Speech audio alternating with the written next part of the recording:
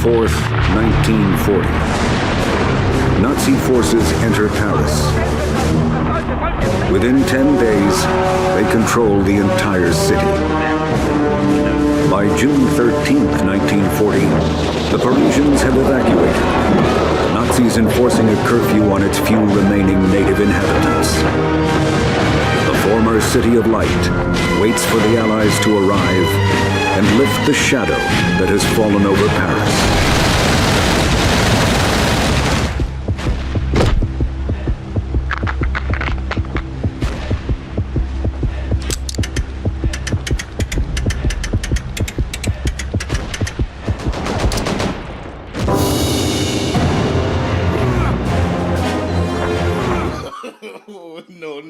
No.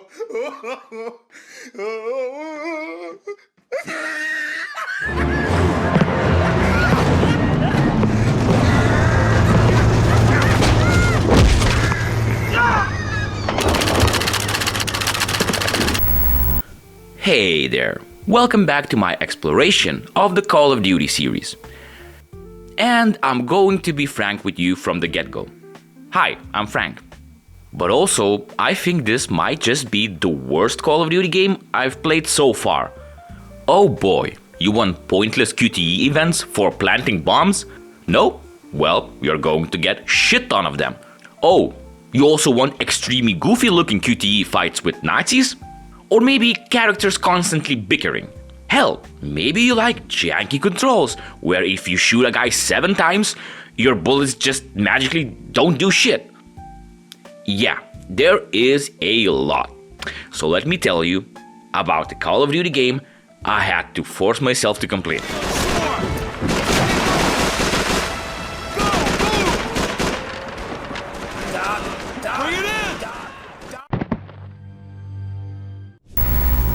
I'll start with the combat, since this is the meat and potatoes of all Call of Duty games. And here, it works. You point, you shoot, you hide to get your life back. It's basically just Call of Duty 2 with like few slight changes. And honestly, these changes are not for the better. First of all, the controls feels trash. The shooting and movement feels somehow more sluggish than the older games. And look, it might be due to emulating my copy of the game. But the game was too fast and too slow at the same time. Stick with me! Hilfe! Wurde getroffen! Auf Ihre linke Flanke! Los!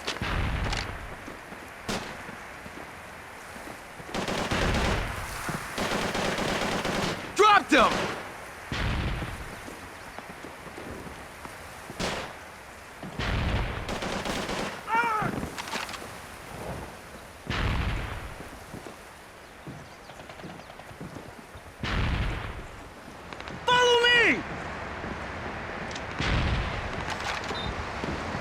Man, controlling the character in the newer games is just so responsive and fast. Here, holy hell, you feel like a tank in the worst kind of way. It gets annoying.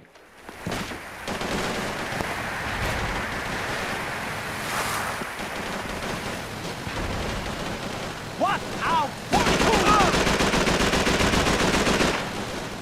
Oh, so you want to see something cool, right? Sometimes your hits just don't register. Some enemies shoot through walls, while others can take like 5 sniper shots without flinching. So let's look at this section to get a better example of what I'm talking about. First of all, it's really fun when your screen constantly fucking shakes. Very cool, very fun to play.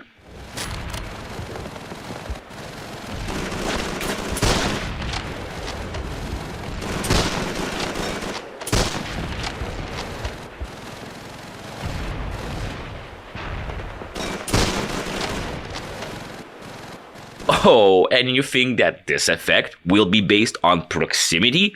So, the closer you are, or the farther you are, this effect would be different?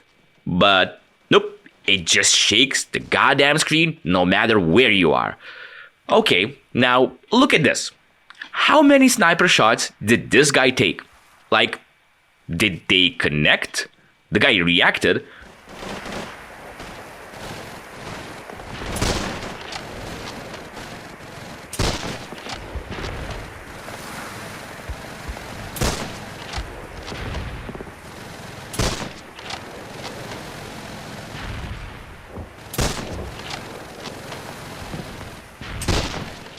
but I guess he just doesn't give a shit. Okay, great, amazing, right? So you think that's the worst part. But look at this. Now, am I going crazy?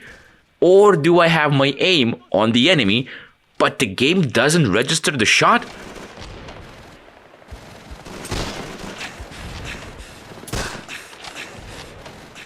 And of course the enemy is just peeking around the corner with just a tiny bit of his head visible.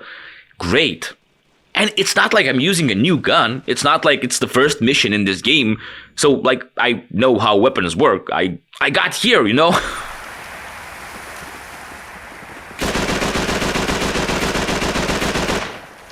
Come on, let's go! Crowd grenade, get out of there!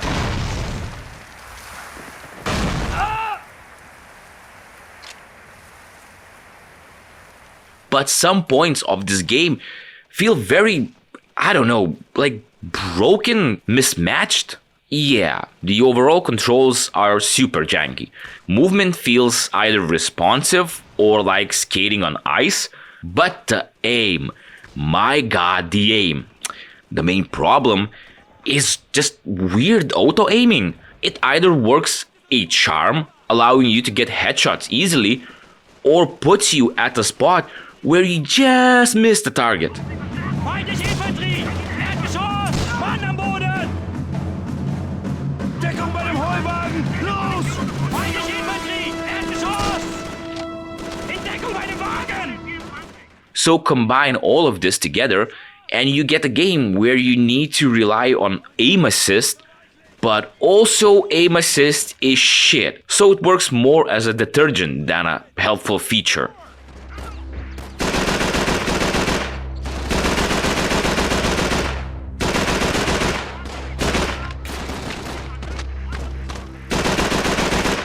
Look, I'm overall really mixed on aim assist, since if it is so prevalent, the game is sort of designed with it in mind, but that also kind of removes a lot of the, game. Like, it becomes less about the combat and just pointing to the enemy's general direction. Click aim and then shooting. Like, maybe less auto-aim but more lenient enemies would work here better. I didn't have these problems with the previous games, even if Final Hour did, break.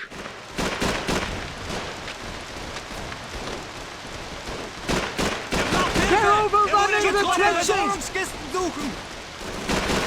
Sanitäter! Hey, meine Waffe ist leer! Mach mal nach! Granate! Weiter vorwärts! Oh! In Deckung bei den Kisten! Lade nach! The driving sections are pretty fun. Since now you're the one driving and not just shooting, they kind of spice up things.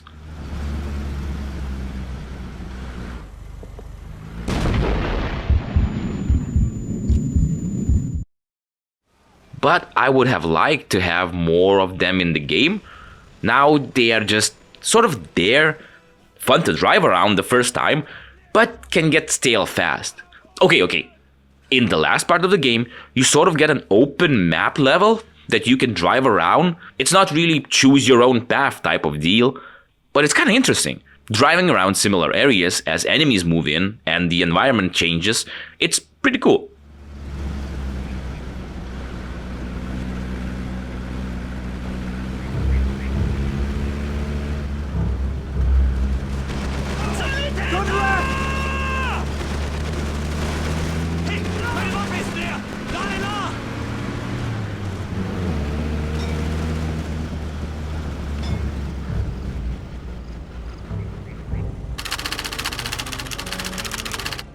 And the thing is, these open map and half vehicle, half combat sections should have been used more in the game. And apart from the Jeep and tank, you don't get any interesting vehicle sections like planes. Where are my planes? Give me back my planes. And support is coming!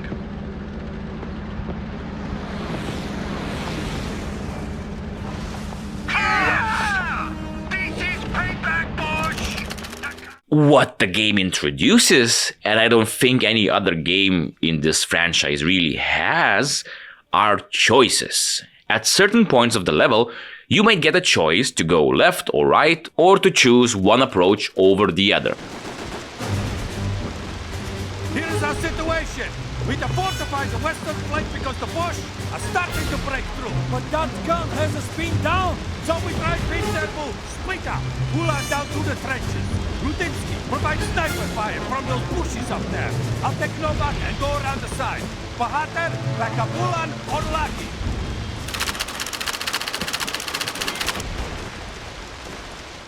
Does it truly change anything about the combat or the story?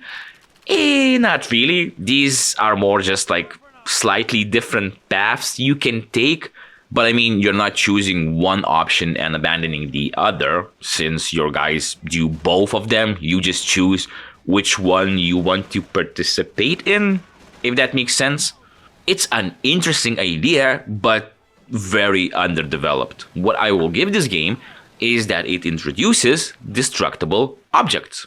Yeah, so you can destroy crates, meaning sometimes cover isn't actually cover, or at least not undestructible cover. But listen to me. The most stupid thing in this game are the QTEs, or quick time events. Look at this.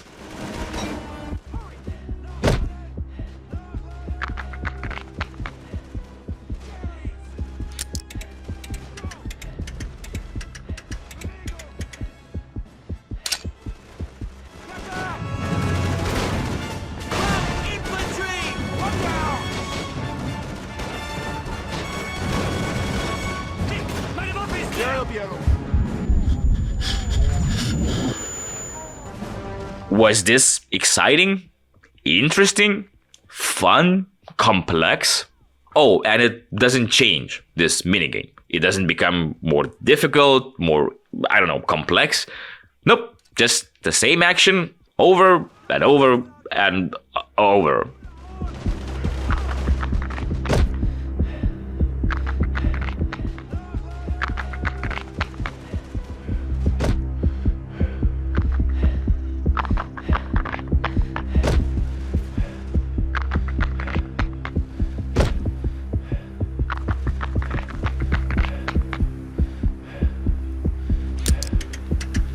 Oh, remember when I said you get no interesting vehicle missions? Well, I lied. Since you get this amazing rowboat section that is fully QTE.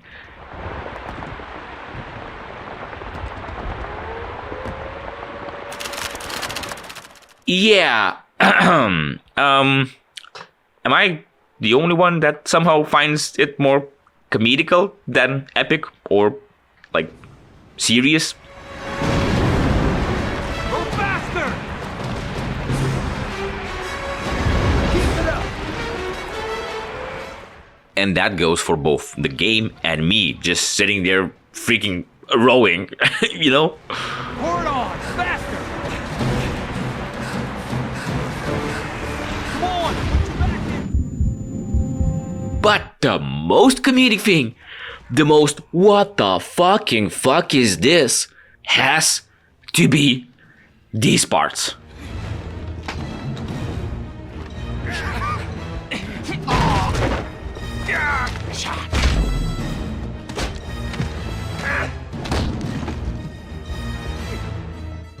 Wow, that was bad. It takes too long. It looks stupid. The guy dies from being pushed, and all of your allies seems to get brain damage for those few seconds.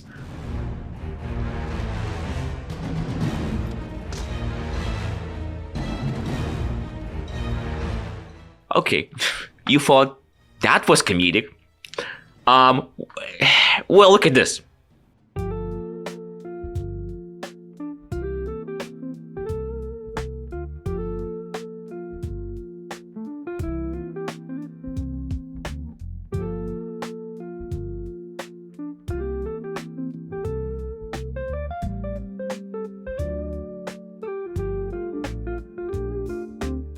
Okay, it's over, right? What? Oh my god!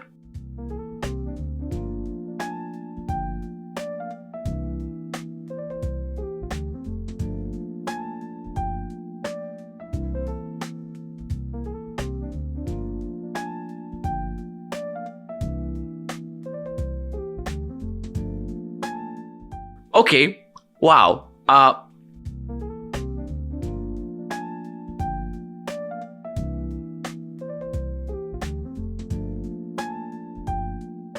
Oh, so now grenades explode with a tiny radius.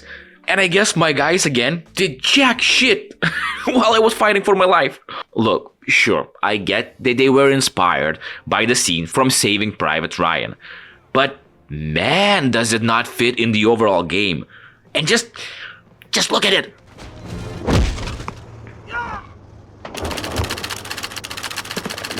Alright, the big question. How are the checkpoints? Well, they are a bit better than, let's say, in Finest Hour, but they are still not close to easy, or at least on hard. And with enemies peeking around corners to blast you to the loading screen, there were moments where I was getting really annoyed. The thing is, if the game was not that janky and would feel more impressive, then those long parts would be fine.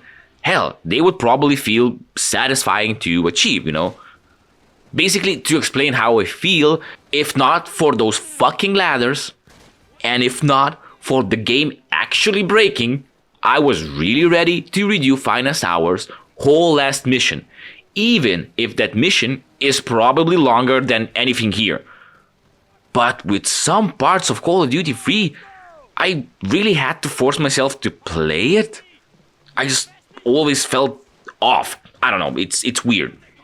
Deteriorates into a buggy, unfocused mess of a campaign where I could offer you basically any other game in the series before you touch this. Kind of garbage.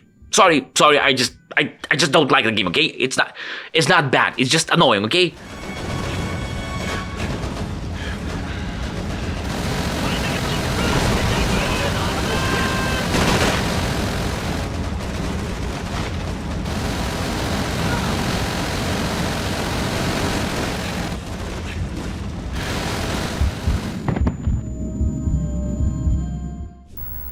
Alright, the game follows the story of 4 main characters from different Allied forces as they take part in the Battle of Normandy. Private Nichols, an American soldier involved in the fight to secure the town of Sian.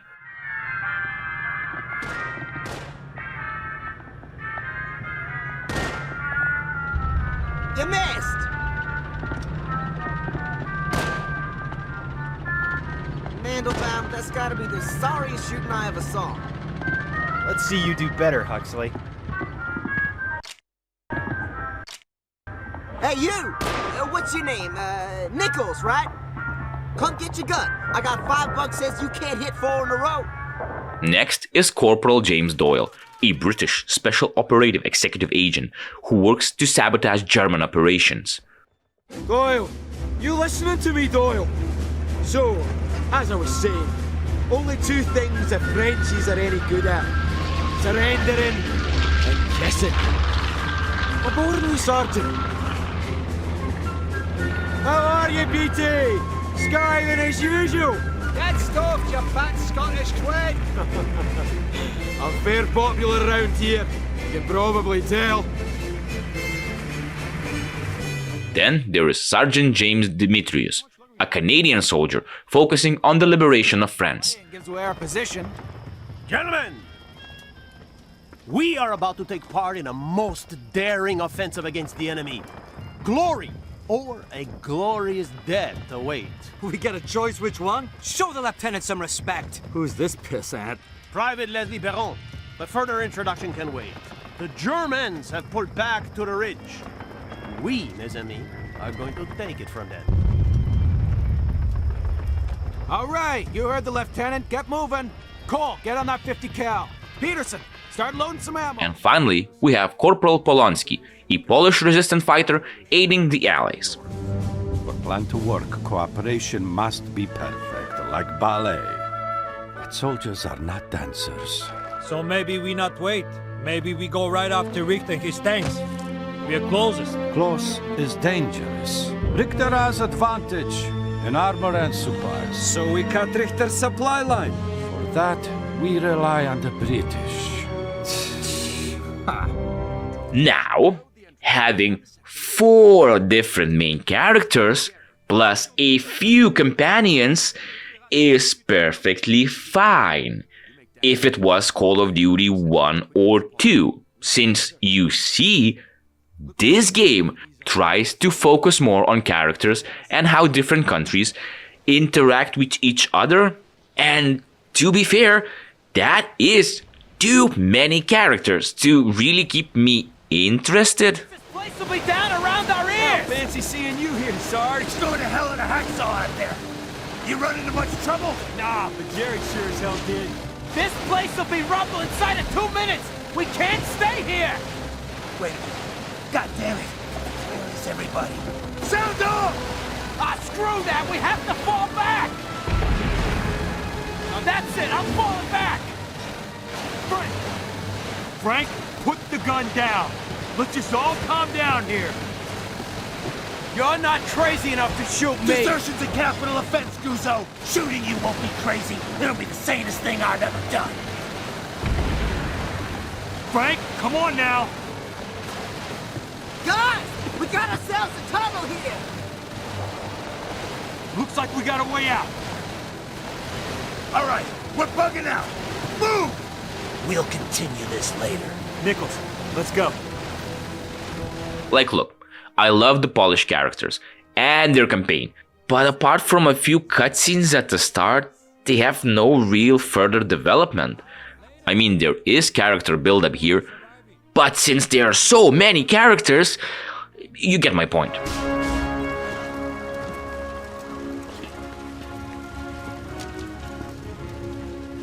It's him? Look at the tank! It's Richter's number! This is the one. The Schwiniak who drove us from the motherland. Papa, I thought you'd be happier. Who says I'm not?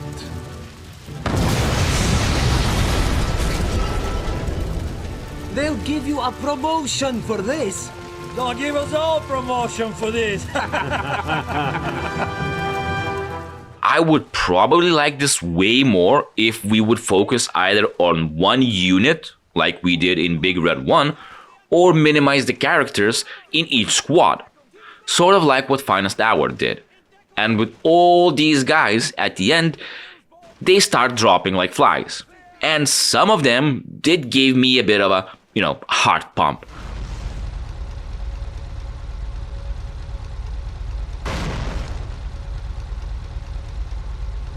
Major! Gerald! Chief, non. Il est déjà mort. Get your hand off me! You French idiot! Or I'll shoot you myself! You cannot help me.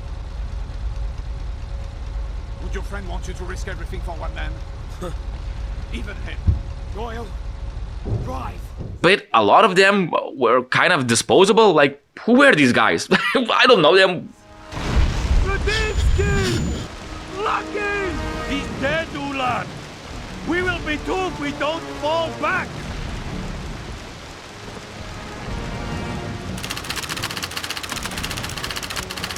But my overall problem with the whole story, does anyone remember it? Again, sure, you don't remember Call of Duty 1's story, but Call of Duty 1 was all about, the war, the external threat. Characters were always talking what you need to do next, what we need to push, what we need to accomplish. Here, it's more focused on the internal threats and affairs and bickering and the communication with allies and characters. So yeah, when they're trying to give you a memorable story and it doesn't stick versus when they're just having a story to work as a setting, it's kind of a different thing. Barricades clear! Rest of the forest is clear too, Dix. All right, Guzzo, radio command. Area's clear. This the same command who told us the area was already clear? I'm getting real tired of that mouth of yours, Guzzo. The Sarge may have put up with it, but I won't. You reading me? Yep. I got you, Sarge. You had that one coming, Guzzo. Here, I love that we get to play as both Canadians and Polish soldiers, extending the scale of the combat. But all of it feels so unconnected for most part, and kinda scattershot that by the end I could only say, well, that was an experience.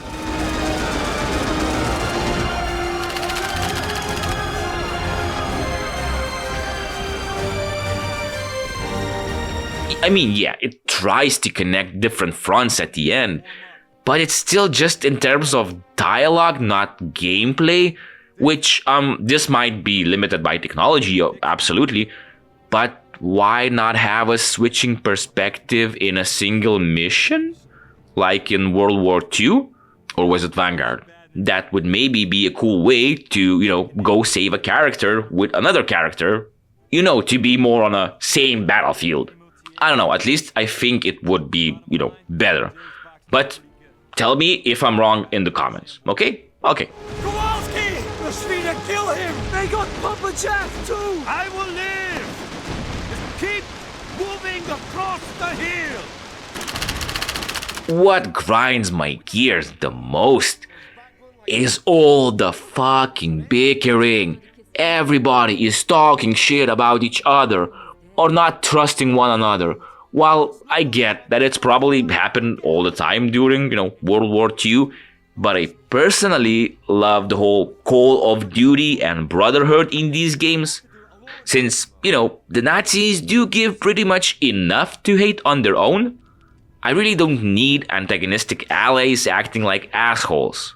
It's the same as with World War II, where these characters most of the time feel annoying rather than endearing or tough.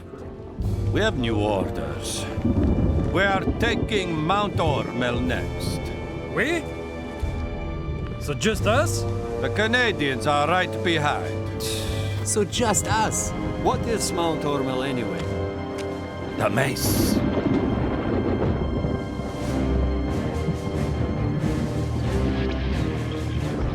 Are our men ready? Can anyone be ready to march into hell? That tank crew is running out of time, Sergeant. Sir! Word from command. The Poles have taken Hill 262, but they lost the radio operator. We got bigger problems than that, Private. This adds to them, sir. Command wants us to send a radio operator to help the Poles. Well, then get going. Sir! What are you waiting for? Mount Ormel is at least a day's drive away. Oh, Perron, do a favor. One of our tank crew has gone missing. We're going off on a rescue. Oh, that's dangerous business. You wouldn't want any part of it. I'm not a coward, Lieutenant. My job's to protect our radio, our only link to command and— Now your job is to be the Poles' radio. Dismiss, Private. Since it's so internal, you sort of don't give a shit. It's like, oh no, can we trust French? Dude, we have bigger fucking problems, okay? Maybe we can talk about it later. Don't get me wrong. There are moments here and there.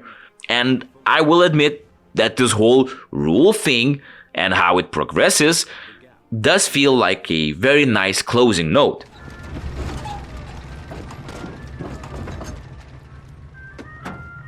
I'm McCullen. 2 rules.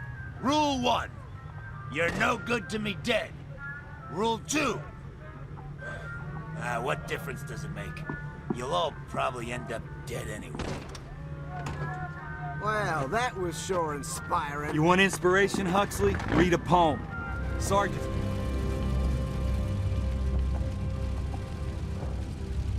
I'm Guzzo. 1 rule. You're no good to me dead.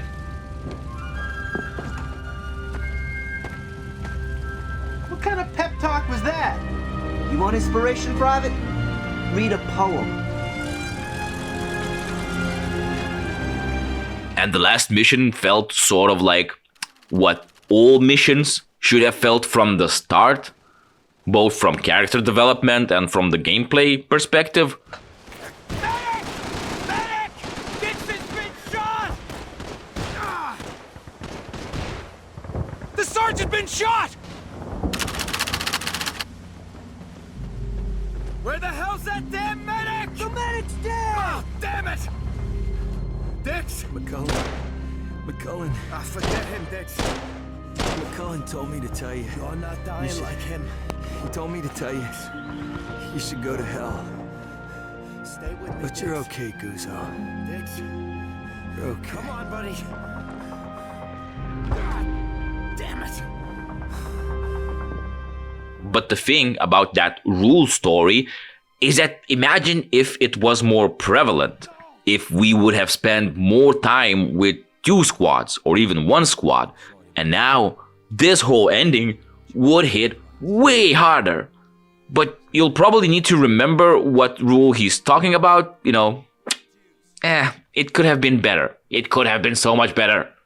I can compare this game to similar games with similar approaches, like Big Red One, and I can tell you way more about Hack or Victor than anyone here.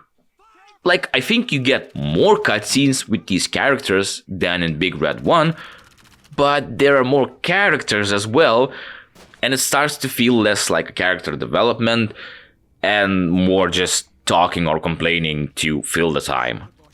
Again, it's not a bad story. These are not bad characters. But damn, it's just like, nothing really to write home about. And I would not complain if it would not push the story so much. So, yeah, kinda meh. Lieutenant! Lieutenant! Ah, Baron, we missed you. Have a good nap, did we? But Sir, I was manning the radio You and... should have been manning a gun. Battalion radioed. Jerry set up a command post in an industrial compound nearby. Bon, then that's where we'll make our stand against Jerry's counterattack. They won't go quietly into that good night. Nor should you, Baron. All right, man, let's move out.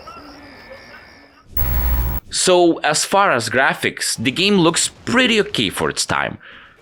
But as far as big, bombastic moments or truly different feeling sections, this is probably the lamest game. Most of it's just the same looking environment and the same-ish feeling gameplay.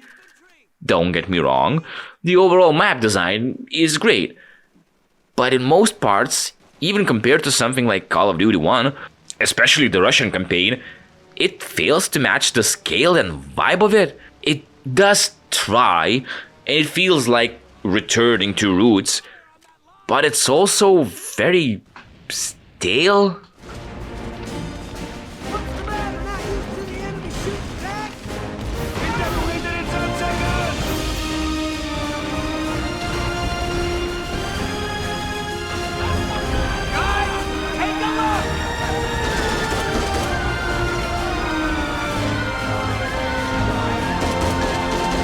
But I don't want to, be all negative. The character designs do look pretty good. And as I said before, there are quite a lot of them.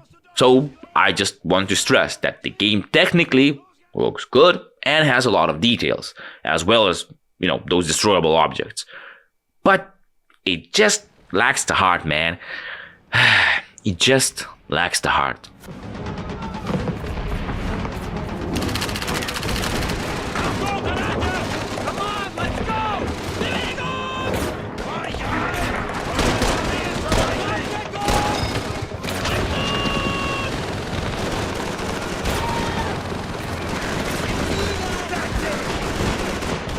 As for music and sound, well, the sound effects are basically on par with every other Call of Duty game, meaning they are really good.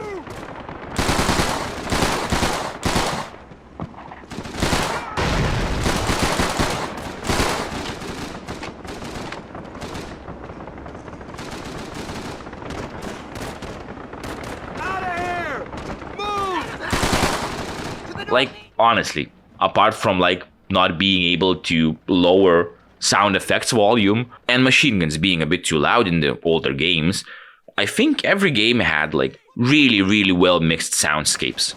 But for music, it's kind of bland in most places. Not bad, nor annoying, just kind of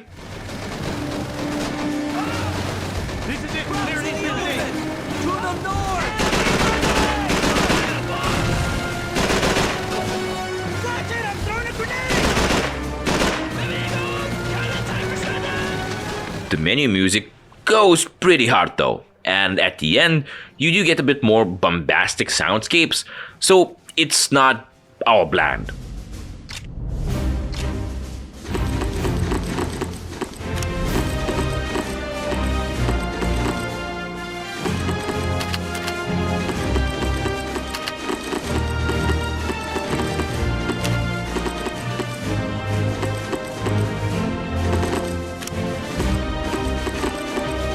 But it almost never stood out or elevated the combat for me, which I wish it would, since the combat was, also kind of bland. Look, I'm not saying that every other Call of Duty game has some sort of amazing musical score, but at least some of them, like The Finest Hour, did manage to carve up unique sound vibes while also not overshadowing, the overall action.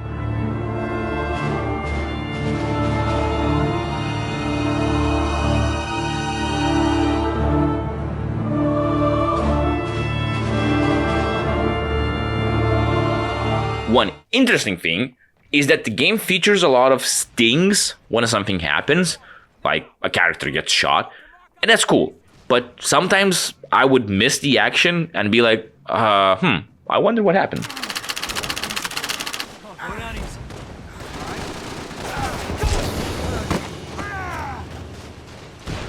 Again, both music and graphics, or the vibe of the game, are good. But they could have been great. Smoke grenade!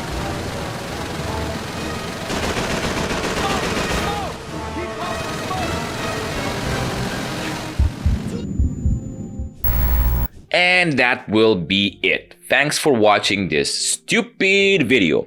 Did you play Call of Duty 3 when it came out? Maybe you played it recently. I would really like to know your opinion on this game. For me, this was probably the weakest Call of Duty experience so far.